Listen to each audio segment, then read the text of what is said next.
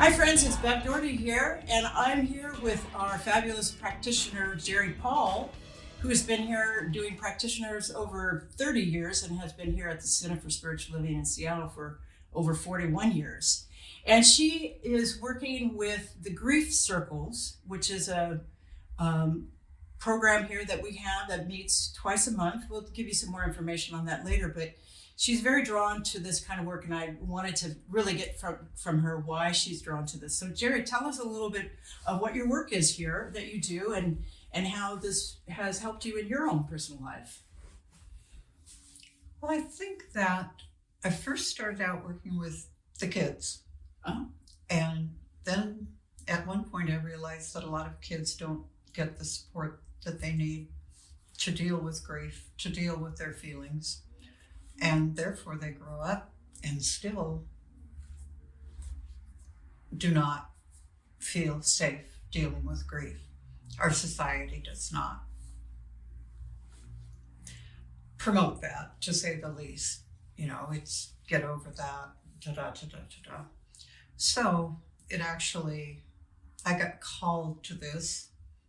I don't know at the time if I would have chosen it, but at this point, I am very grateful for the calling.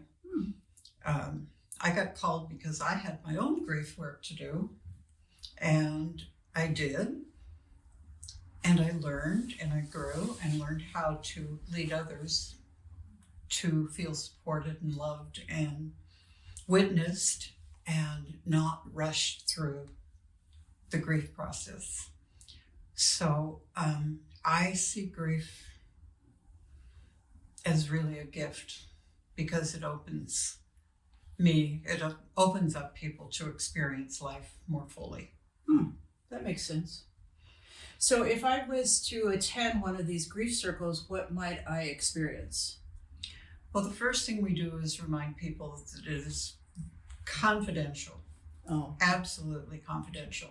In fact, I say, if you don't agree to that, you have to leave. Oh, okay. Because people have to feel safe. And the whole purpose is for people to feel witnessed and loved and cared for and very welcome. And also we remind people that there are no good and bad feelings. There are pleasant and unpleasant feelings. But by moving through the unpleasant feelings, we open up to greater joy, greater love. Because you can't just hold in the grief, you're holding in other things too that you really want. Mm-hmm. It's been said grief is just love expressing. I think it leads to greater freedom than I ever imagined was possible, but now I know it's possible. So if I went to the grief circle, would I have to commit to a lot of going every time, or I could just drop in one time, or It's a couple totally times? drop in. Oh, well, that makes it convenient. And we welcome people. We welcome. It is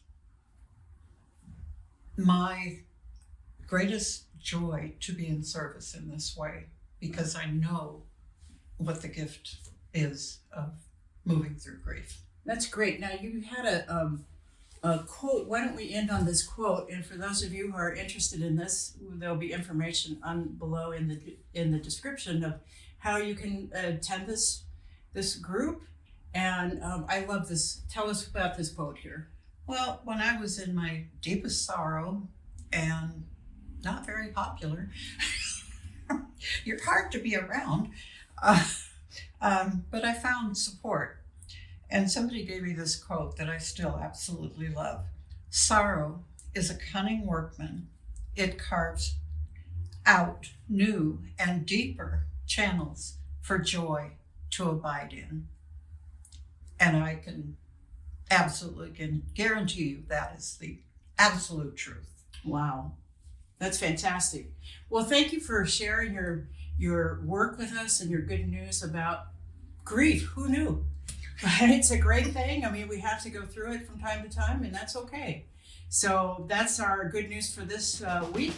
And if you want to send us some information and want to be on our good news, the email is right above. See you next time. Bye-bye. Bye.